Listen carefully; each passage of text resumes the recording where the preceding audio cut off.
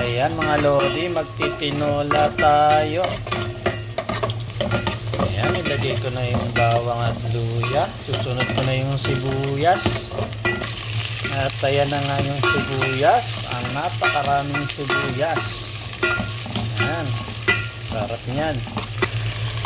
At ayan na nga, nilagay ko na yung manok na walang balat. Tinanggalan ko ng balat kasi bawal sa akin. Mahal din kasi bumili ng chicken na walang balat. Mas mainam ikaw na lang magtanggal ng balat. Ayan. Lalagyan na natin yan ng mga asin, saka magic sarap o betchin. Ayan. Sasangkot siya natin. Ayan mga lodi, nalagyan ko na siya ng asin, betchin, saka patis. Ayan, sasangkot ko siya. Tatakpan ko muna siya, no? Ayan. Bango. Nilagyan ko kasi yan ng patis, eh. Bango talaga pag may patis.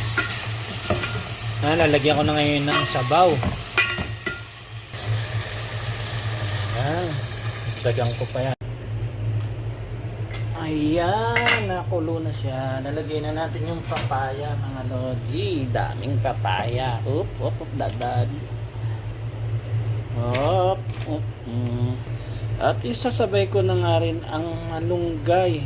Ayan, napaka-healthy.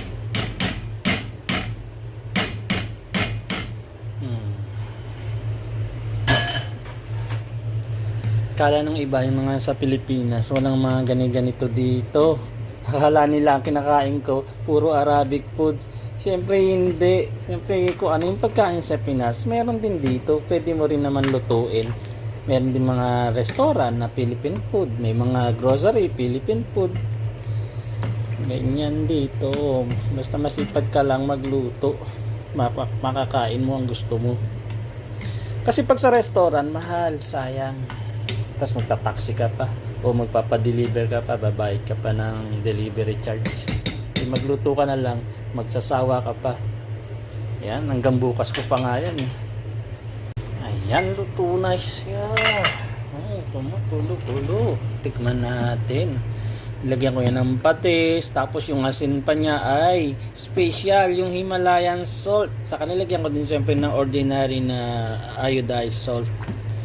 Dito kasi iodized, hindi uso dito yung rock salt. Pero may rock salt namang tinda. Pero talagang ginagamit dito, puro iodized. Kasi yung Himalayan salt ay napakaraming benefit sa ating kalusugan. Kaya bumili ko nun. Kaya hinahaloan ko siya ng ganun. Tikman natin.